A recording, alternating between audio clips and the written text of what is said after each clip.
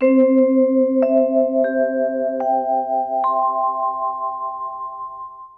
एक बात और कहें, गधे के समान है। और महाराज मां को दुख देने वाला है। मिथ्या स्वजन्म जननी जनि दुख भाजा। अगर न पैदा होता तो कम से कम मां को प्रसव पीड़ा का तो दुख न उठाना पड़ता। सच में आप सब बड़े भाग्यशाली हैं और हम दोनों जी को, साला और बहनों जी को, दोनों को धन्यवाद देते हैं। ये दोनों का पुरुषार्थ है कि आप सबको, गांव वालों को लेकर के आ गए हैं ये वृंदावन धाम में। और भारत की विभूति भगवदावतार हमारे महाराजश्री, उनके आराधन महोत्सव में महाराज आप लोगों को भागवत की कथा सुनने के मिले। सच में बहुत भाग्यशाली है। हम तो अपने को इस आराधन में सम्मिलित करके भाग्यशाली मानते हैं। हम तो गदगद हो जाते हैं कई बार महाराज जी की कृपा का चिंतन करके कि कैसी कृपा की है। सच में वह महाराज जीता हुआ भी मुर्दे के समान है, पाप कर्म करने वाला है। पाप कर्मा सतु पाप कर्मा, वह पाप कर्म में लगा हुआ है। एन श्रुतम सुख, महाराज सुख कथा वचनन में किंचित, जिसने थोड़ा भी वचन श्री सुखदेव जी का नहीं पालन किया, धिक्तम नरम पशु समम, उस मनुष्य को धिक्कार है। वह पशु के समान है और पृथ्वी का भार है। हमारे श्री कुमारों ने सोचा होगा, भैया ध्यान रखना, ऐसे लोगों से भी थोड़ा बच के रहना। हमारे तुलसीदास जी महाराज ने दुष्टों की भी वंदना की। तो किसी ने बाबा से पूछ दिया, आप दुष्टों की वंदना क्यों करते हो? बोले सज्जनों को बुलाओ तब आते हैं और दुर्जन तो बिना बुलाए आ जाते हैं। जे काज दाहिने बाएं, बिन काज दाहिने बाएं रहते हैं। तो ऐसे लोग नाराज हो जाएं तो विघ्न और उपस्थित कर दें। विघ्न उपस्थित कर दें कि हमको गधा कह रहा है, हमको पशु के समान कह रहा है, तो उपद्रव और कर दे। तो हमारे कुमारों ने कहा, भैया ये मैं नहीं कहता हूँ, आप लोगों को नाराजगी व्यक्त करनी हो, ये तो मैं सुनी सुनाई बात बता रहा हूँ।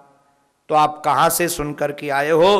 बोले एवं बदंती दिवी, ये महाराज दिव्यलोक में, स्वर्गलोक में देव समाज मुख्या, देवताओं के समाज में जो मुख्य मुख्य लोग बैठे हैं वो महाराज ये चर्चा करते हैं। दुर्लभैव कथा लोके श्रीमद् भागवतोद्भवा, कोटि जन्म समुत्थेन पुण्य नैव तु लभ्यते। करोड़ों जन्म के पुण्य के बगैर ये कथा सुनने को मिलती ही नहीं है। निश्चित रूप से हमारे जीवन महाराज, इसलिए तेन योग निधे धीमान श्रोतव्य सा प्रयत्नता दिना नाम नियमो नास्ति सर्वदा श्रवणम मतम सत्येन ब्रह्मचर्येण सर्वदा श्रवणम मतम। इसलिए कहा कि महाराज सारे नियम पालन करके, रोज तो लोग व्यक्ति नहीं रह सकते, तो कम से कम 7 दिन तक पालन करके इसको श्रवण करें। और वैसे तो ये अभी 27वां द्वापर के बाद ये है, तो इसके पहले महाराज कई द्वापर हो चुके हैं।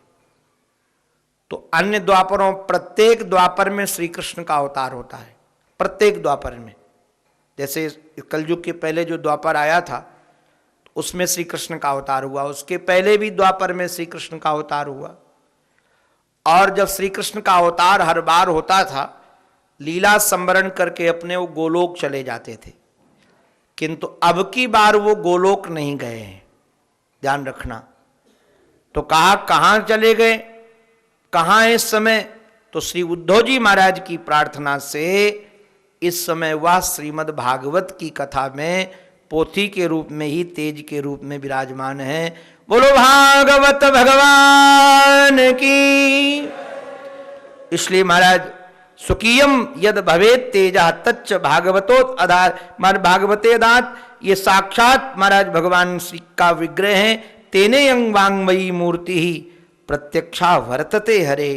श्रवणात् महाराज सेवनात्, श्रवणात्, पाठात्, दर्शनात् पापनाशिनी। आप लोग श्रवण ना भी कर सको तो दर्शन करो, दर्शन करने से भी महाराज आपके पाप नष्ट हो जाएंगे। श्रवण करने से, पाठ पढ़ने से, दर्शन करने से इतनी इसकी महाराज इतनी महिमा है। और महिमा गा ही रहे थे तब तक महाराज भक्ति सुतौ तौ तरुणो गृहीत्वा, प्रेमैक रूपा सहसा विरासित। जहाँ ये सत्संग चल रहा था वहाँ तीनों, वैसे तो महाराज इन तीनों का साथ है, और ये तीनों तरुणावस्था में रहे तभी रस है। भक्ति, ज्ञान और वैराग्य, ये तीनों। किंतु वृंदावन की धरा में विषमता हो गई, क्योंकि भक्ति को चाहने वाले लोग हैं और ज्ञान वैराग्य को चाहने वाले नहीं हैं। महाराज यहाँ तो ऐसी सी परंपराएं हैं, कहते हैं सन्यासियों का मुख नहीं देखना चाहिए। हे भगवान, आप जरा विचार कीजिए, ऐसी ऐसी पता नहीं कहाँ से परंपरा ये चल गई। अभी मैं चिंतन कर रहा था निम्बारकाचार्य जी महाराज का जीवन, उनके जो परंपरा का जीवन। निम्बारकाचार्य भगवान की परंपरा इतनी अद्भुत है, इतनी अद्भुत है कि वेद के सभी वेद मंत्रों का आदर किया है उन्होंने। और जब सभी वेद मंत्रों का आचरण किया तो पूर्वाचार्यों को तो भी महाराज उसका आचरण करना चाहिए। हम अपना नाम अपने महाराज से जोड़ें कि मैं उनका अनुचर हूं, उनका कृपा पात्र हूं, और उनके आचरण के विपरीत आचरण करें तो क्या मैं उनका अनुचर बन जाऊंगा? लोग जरूर कह देंगे कि महाराज ये उनका अनुचर तो नहीं हो सकता, किसी दूसरे का अनुचर भले होगा। महाराज अनुचर तो वह है जिसके जीवन में अपने आराध्य की आराधना से आराध्य के गुण उतर आए, और ये आराधना में बहुत सामर्थ्य है। आराधक व्यक्ति के जीवन में आराध्य के गुण उतरने ही लगते हैं, और यदि उनके गुण उतर नहीं रहे हैं तो समझ जाइएगा कि कहीं न कहीं हमारी आराधना में गड़बड़ी है, हमारी आराधना में गड़बड़ी है। महाराज उनका चिंतन का क्या सामर्थ्य है। अभी मैं कवि को पढ़ रहा था, गदगद हो गया कि जिस समय रावण हारने लगा ना राम जी से, तो कोई उसको साधन नहीं चला, तो कुंभकर्ण को जगाया उसने। तो कुंभकर्ण जब जगा तो सो रहा था, तो कहा क्या हुआ? तो उसने बताया कि मैं राम जी की पत्नी का हरण कर लाया हूँ। तो उसने कहा कि इस हरण कर लाए तो क्या हुआ? बोले वो हमारी ओर लगती ही नहीं। तो बोले तुम्हारी ओर नहीं लगती हो? कान बिल्कुल नहीं देखती। तो बोले जब तुम महात्मा बन करके उसका अपहरण कर सकते हो तो राम बन करके उसका सील भंग क्यों नहीं करते हो? राम बन जाओ, उसको अपना लो, राम पहचान नहीं पाएगी। बोले वो पहचान न पाए न पहचान पाए वो तो बाद की बात है। जब भी मैं राम का रूप धारण करता हूं तो जगत की जितनी भी स्त्रियां हमको माता के समान नजर आने लगती हैं। मैं जाऊं तो कैसे जाऊं उसके सामने? आप जरा विचार कीजिए, राम के रूप धारण करने में यह सामर्थ्य है। तो जब आराध्य को हम चिंतन करेंगे तो आराध्य का गुण हमारे पास आएगा कि नहीं आएगा? अरे झूठ मूठ का यदि कोई रूप बना लेता है, उसके जीवन में यह गुण नजर आने लगता है जो राम के जीवन में गुण था। तो सच्ची आराधना तो वही है कि हमारे जीवन में आराध्य के गुण उतरने लगे, आराध्य की विशेषता नजर आने लगे। महाराज उनको देख करके, आराधक को देख करके लोग कहे कि ये उनका आराधक है। इसके शरीर से, इसकी बोली से, इसकी चाल से, इसके व्यवहार से आराध्य के गुण टपक रहे हैं, इसी का नाम आराधना है। तो महाराज अगर ज्ञान और वैराग्य की उपेक्षा की जाए, या ज्ञान और वैराग्य जिनके जीवन में है उनकी उपेक्षा की जाए, वैसे तो तीनों अगर सम अवस्था में रहें तो बढ़िया है। इससे बढ़िया क्या है कि भक्ति ज्ञान वैराग्य तीनों की त्रिवेणी हो, और तीनों की त्रिवेणी यदि कहीं से जगेगी बराबर होगी तो सत्संग से ही होगी। इसलिए सत्संग में तीनों आ गए। भक्ति ज्ञान वैराग्य तरुण होकर के भक्ति सुतौ तौ तरुणों गृहीत्वा प्रेमैक रूपा सहसा विरासित। श्री कृष्ण गोविंद हरे मुरारे नाथेति नामानि मुहुर्वदंती। बार बार संकीर्तन करते हुए भक्ति महारानी प्रकट हुई हैं। आप सब भी एक संकीर्तन का आनंद ले लीजिएगा, और उसके बाद जो चर्चा है वह चर्चा आपके सामने रखेंगे। ये तीनों तरुण होकर के संकीर्तन कर रहे हैं, तो आप लोगों से भी हमारी प्रार्थना है, आप भी जाग करके सत्संग संकीर्तन कीजिएगा। खूब मिल करके लगे कि आराधना हो रही है। खूब जैसे हमारे श्री राधिका शरण जी भगवान नाम आपसे उच्चारण करवाएंगे तो हम सब लोग उनके साथ मिल करके गुनगुनाएंगे भगवान नामों को, जिससे पता चले कि सब लोग जागे हुए हैं, कोई सोया हुआ नहीं है। अरे सत्संग में तो सब जाग कर ही तो आते हैं, सब लोग जगे हुए हैं, सब जान जाएं। बोलो भक्त वत्सल भगवान की। सनक सनंदन सनातन सनत कुमार श्रीमद् भागवत महापुराण की पावन पवित्र गाथा श्रवण करा रहे हैं। मुख्य श्रोता के रूप में श्री देवर्षि नारद जी महाराज बैठे हैं। बड़े बड़े महात्मा मलात्मा ज्ञानेन्द्र मुनिंद्र विराजमान हैं। 17 पुराण भी साकार बन करके कथा श्रवण कर रहे हैं। चारों वेद 6 शास्त्र, सभी पवित्र पवित्र तीर्थ, सभी नदियां उस कथा के रस में अपने जीवन को रशीला बना रहे हैं। सब जन इसी पावन पवित्र वातावरण में ज्ञान वैराग्य भक्ति तीनों नृत्य करते हुए सभा में जब प्रकट हुए, संकीर्तन करते हुए, तो जो हमारे मननशील महात्मा हैं, मध्य मुनीनाम इति तर्कयन्तः, मननशील जो महात्मा हैं उस सभा में बैठे हुए, उनके चित्त में एक तर्क का प्रादुर्भाव हुआ, एक तर्क जगा कि ये तीनों कहां से आए। ये श्रीधाम वृंदावन से आए, जहां भक्ति महारानी नृत्य कर रही थी, ज्ञान वैराग्य वृद्ध पड़े थे, अथवा इनके आने का रास्ता कहां से है, कौन सा स्थान है जहां से आए। तो ऊचुक कुमारा वचनम तदानीम, हमारे पूज्य संतों ने, कुमारों ने उस समय जो वचन कहे, बोलिए कहीं और जगह से नहीं आए, श्रीमद् भागवत महापुराण के कथा के अर्थ से प्रकट हो गए। ये देखिए, कथा के अर्थ से, कथार्थतः कथा के अर्थ से ये प्रकट हुए हैं। और जिस प्रकार से जब बात कही तो बड़े विनम्र होकर मुनियों ने स्वीकार किया है। भक्ति महारानी बड़े गदगद भाव से कहती हैं कि आप सब इतना रस ले रहे थे, आनंद ले रहे थे, आप लोग हमें बताइए कि हम कहाँ बैठे। संतों ने कहा इन वैष्णवों के हृदय में बैठ जाओ। सब वैष्णवों के हृदय में भक्ति महारानी बैठ गईं और बैठ करके जो क्रांतिकारी बात बोलती हैं वो बड़ी विचारणीय है। भक्ति महारानी कहती हैं, सकल भुवन मध्य निर्धनास्तेपि धन्या। त्रिभुवन में धन्य वही है जिसके हृदय में भक्ति है। जिसके हृदय में धन का महत्व भर गया है वो धन्य नहीं है, जिसके हृदय में भगवत भक्ति भर गई है वो धन्य है।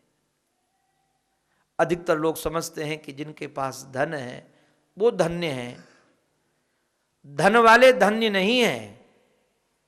जिनके हृदय में भगवत प्रेम है, निवसति हृदय एसाम श्री हरेर भक्ति रेखा। देखो भैया, प्यार तो हम करते हैं, किंतु धन से करते हैं, परिवार से करते हैं, मकान से करते हैं, व्यापार से करते हैं। यही प्रेम आपको परमात्मा से हो जाए, काम बन गया। आपको कहीं से बाहर कुछ लाना नहीं है। आपके हृदय में जो प्रेम प्रवाह है, उस प्रेम के प्रवाह को केवल दिशा दे देनी है। अभी जो हमारा जन जन से प्रेम है, धन से प्रेम है, वो जीवन धन से हो जाए, गोविंद से हो जाए। कारण क्या? इस भक्ति की विशेषता ये है, जिसके चित्त में भगवत भक्ति आ जाती है तो भगवत भक्ति ये महाराज भगवान को खींच कर ले आती। भक्ति सूत्रोपनद्धा, ये भक्ति के सूत्र पर बंधकर भगवान आ जाते हैं। इस प्रकार से जब महाराज इन्होंने महिमा गाई है, महाराज महिमा गाने के बाद देखा क्या कि जिस वैष्णव के हृदय में भगवत भक्ति ज्ञान वैराग्य बैठे थे, भगवान भी वहीं आ गए। निज लोकम परित्यज्य भगवान भक्तवत्सल। भगवान भक्तवत्सल हैं, इसलिए महाराज अपना लोक छोड़ करके भगवान भी वहां गए। कैसे आए हैं? सूजी महाराज दर्शन कर रहे हैं। बनमाली घन श्याम पीतवासा मनोहर कांची कलाप रुचिरो लसन मुकुट कुंडल त्रिभंग ललितश्चारो कौस्तुभेन विराजितः कोटि मनमथ लावण्यो हरिचंदन चर्चितः। करोड़ों मनमथ के मन का मंथन करने वाले हमारे परमानंद चिन्ह मूर्ति, ये ज्ञान मूर्ति चिन्ह मूर्ति भगवान मुरलीधर प्रकट हो गए हैं। और साथ में महाराज वैकुंठवासी जो उद्धव आदि हैं वैष्णव जन, वो भी कथा के अर्थ से प्रकट सुनने आए हैं। निगूढ़ रूप से वहाँ थे सब। ये देख करके बड़ी महाराज प्रसन्नता हुई। शंख बजने लगे, दुंदुभियाँ बजने लगी, सब जय जय जयकार करने लगे। बोलो भक्त वत्सल भगवान की। और ये देख करके संतप प्रवर्षी नारद जी महाराज, ज्ञान नारदो वाक्यम अब्रवीत। नारद जी महाराज बोल पड़े। क्या बोले? बोले अलौकिक है महिमा ये महाराज। सप्ताह यज्ञ की मैंने देखा। मूढ़ सठ पशु पक्षी भी सर्वे निष्पाप तमा भवंती। महाराज सब निष्पाप हो जाते हैं, इस प्रकार की महिमा हमने देखी है। किंतु महाराज एक बात बताओ, ये श्रीमद् भागवत महापुराण श्रवण करने से केवल भक्ति ज्ञान वैराग्य बढ़ेंगे कि और भी कुछ होगा? क्या पाप ताप संताप मिटेंगे? के विशुद्धंति बदंतु मह्यम सप्ताह यज्ञेन कथा मयेन। आप तो कृपालु हो, आप विचार करके हमको बताइए। प्रकाशित कोपि नवीन मार्ग। हमारे कुमारों ने कहा भैया दुनिया में कोई कैसा भी पापी क्यों ना हो, सदा पाप दुराचार में लगा रहता हो, विमार्गगामी हो, क्रोधाग्नि से दग्ध हो रहा हो। देखो भैया ध्यान रखना, अग्नि जहां प्रकट होती है पहले उस स्थान को जलाती है। जैसे माचिस की तीली में उत्पन्न होगी तो पहले तीली जलाएगी कि नहीं, बाद में दीपक जलाएगी। ऐसे क्रोध यदि हमारे चित्त में आएगा तो पहले हमको जलाएगा कि दूसरे को जलाएगा? पहले हमको जलाएगा। इसलिए कह रहे क्रोधाग्नि दग्धा। ये जो महाराज बहुत ज्यादा क्रोध आदि करते रहते वो दग्ध होते रहते हैं। और कुटिलस्तु कामिनः सप्ताह यज्ञेन कलौ पुनन्ति ते।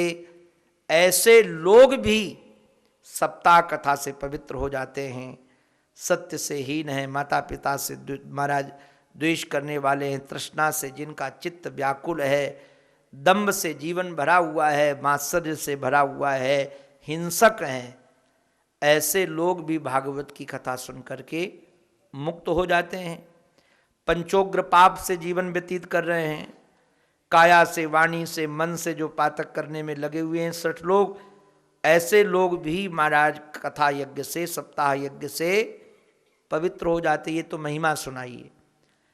अब इसके प्रमाण में देखो भाई, हम लोगों के परंपरा में कई बार पूछता हूँ, आपके शहर में कोई डॉक्टर आए, बड़ा महाराज कृपा से भरा हो, सेवा से भरा हो, और पेपर में निकलवाए कि 7 दिन तक जितने हम बाईपास सर्जरी करेंगे उससे एक का भी पैसा नहीं लेंगे, फ्री बाईपास सर्जरी होगी, हार्ट के जितने रोगी हैं सब आ जाए।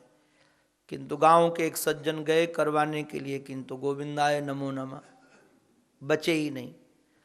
तो दोबारा कोई जाएगा? सोचेगा ये डॉक्टर नहीं यमराज है, अगर इसके पास जाएंगे तो ऊपर पहुंचा देगा। किंतु एक डॉक्टर ऐसा है कि बाईपास सर्जरी करता है, किंतु पहले से 5 लाख रुपया रखा लेता है और बाद में ले जाता है। वैसे डॉक्टर लोग तो बड़े चालाक होते हैं महाराज, माल पहले रखवा लेते बाद में ले जाते हैं थिएटर में। ऐसे नहीं ऑपरेशन बाद में होगा, पहले माल दो। किंतु महाराज बात यह है कि भले पैसा रखवा लेता हो, किंतु आज से 20 साल पहले किसी की बाईपास सर्जरी की थी, वो भी आज दौड़ रहा है, उसके ऑपरेशन किए हुए लोग स्वस्थ हैं। तो हम 5 लाख वाले से करवाएंगे कि फ्री वाले से? 5 लाख वाले से करवाएंगे, क्योंकि प्रमाण है हमारे पास। अमुक ने करवाया तो स्वस्थ हैं, अमुक ने करवाया तो स्वस्थ हैं, तो हम प्रमाण देख लेते हैं। भाई उनके रोगी ऐसे से अभी भी दौड़ रहे, ऐसा किया ऐसा किया।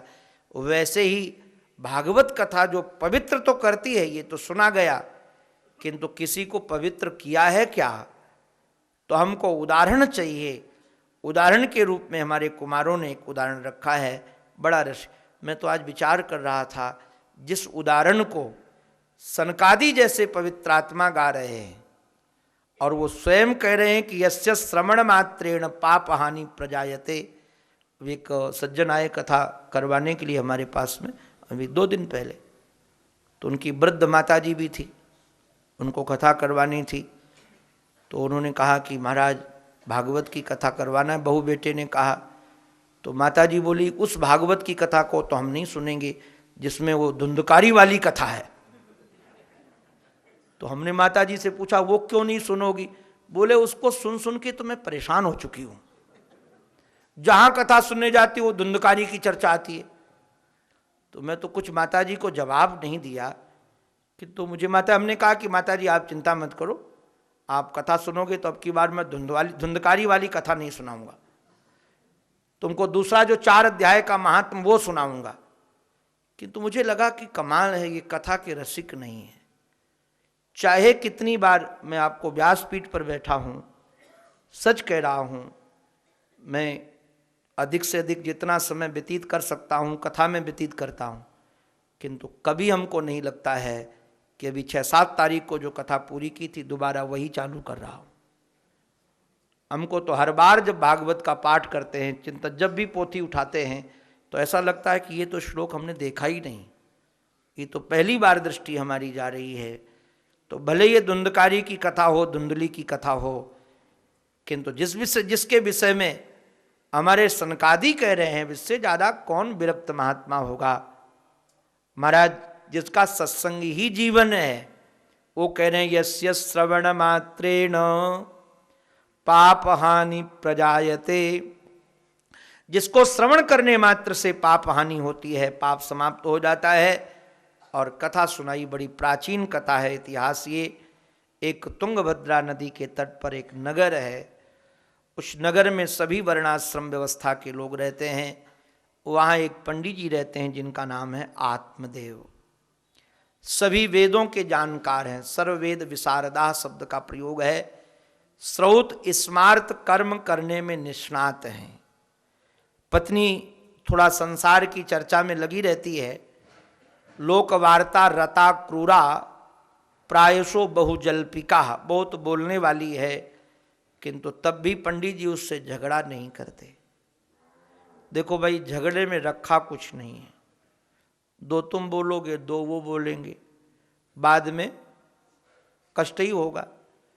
तो एक बोले तो एक शांत रहे, एक बोले भैया चाहे कितने ढंग से, कभी ना कभी तो मूड ऑफ होता ही है जी।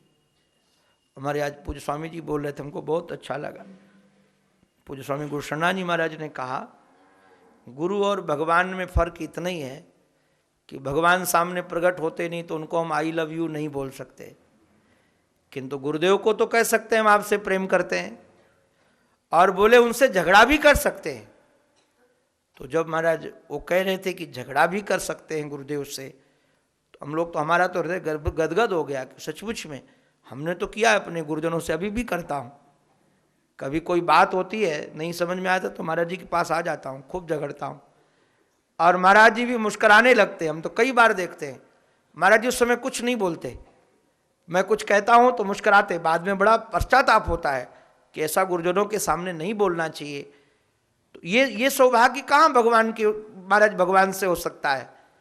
तो जो प्रगट है उनके सामने हम अपनी बात रख सकते हैं, और उनको भी पता है कि कहाँ जी रहा है, ये किस धरातल पर जी रहा है। तो निवेदन हमारा यही था कि कलह करना ही नहीं चाहिए। एक बात और भी मैं साधन की दृष्टि से रखूं, साथ रहने वाला व्यक्ति, संबंध जिससे हमारा, चाहे शिष्य हो, चाहे हमारा अनुचर हो, जिसके साथ हम जी रहे हैं, अगर वो शांत स्वभाव का व्यक्ति है, कभी झगड़ा नहीं करता, कभी कलह नहीं करता, कभी कटुवचन नहीं बोलता है, तो हमारा चित्त शांत रहता है, तो ये हमारी विशेषता नहीं है, ये विशेषता साथ रहने वाले की है। हम अवस्था भोगी बन गए हैं और सामने रहने वाला व्यक्ति कलह करने वाला हो, झगड़ा करने वाला हो, और तब चित्त शांत बना रहे, तब समझना कि हमारे साधन की व्यवस्था बड़ी है। अपने चित्त का निरीक्षण होता है ऐसी घटनाओं में। यहां स्पष्ट वर्णों में लिखा हुआ है कि महाराज उसके साथ रह करके भी वह बिल्कुल शांत रहते थे, कभी कलह नहीं करते थे। बोलो भक्तवत्सल भगवान की। पंडित जी का जो पुरुषार्थ है, एक बड़ा यहां सूत्रात्मक शैली में है, धनार्धम धर्म मार्ग्रेण। जो पंडित जी के पास धन था, उस धन का आधा हिस्सा, मानो यदि 10 करोड़ थे तो 5 करोड़, आधा हिस्सा उन्होंने महाराज धर्म में लगा दिया। जो जो विद्वानों ने, ब्राह्मणों ने बताया कि ये अनुष्ठान करवाओ, पुत्रेष्टि यज्ञ करवाओ, सब करवाए, किंतु संतान नहीं हुई। और संतान नहीं हुई तो बड़े व्यथित हुए। व्यथित इतने हुए कि आत्महत्या करने चले गए। नाम आत्मदेव है कि आत्महत्या करने गए। किंतु जो सदाचार पूर्वक, देखो भाई ध्यान रखना, धर्म किया हुआ धन, जो हमने धर्म में धन का प्रयोग किया है, वह कभी व्यर्थ नहीं जाता है, कभी व्यर्थ नहीं जाता। आप जो भी अर्थ का प्रयोग धर्म के लिए करोगे, वह धर्म फल देगा ही देगा। और क्या फल दिया? बड़ा विलक्षण फल दिया। ऐसा फल दिया महाराज, ऐसा फल दिया कि एक यति से मिला दिया। ये धर्म का फल था। इस यति से जब मिले और यति से जब सन्यासी से इन्होंने चर्चा की, दुख का कारण बताया, हेतु बताया, इसलिए मैं व्यथित हूं, निश्चित रूप से मैं पापी हूं। क्यों पापी हो? मेरे द्वारा लगाया गया वृक्ष फलदार नहीं होता है, मेरे द्वारा पाली गई धेनु से बछड़ा नहीं होते हैं। अरे कहां तक कहें, यदि मैं कोई फल आदि खरीद कर लाता हूं, तच्च शीघ्रम विनश्यति, वो फल भी शीघ्र नष्ट हो जाते हैं।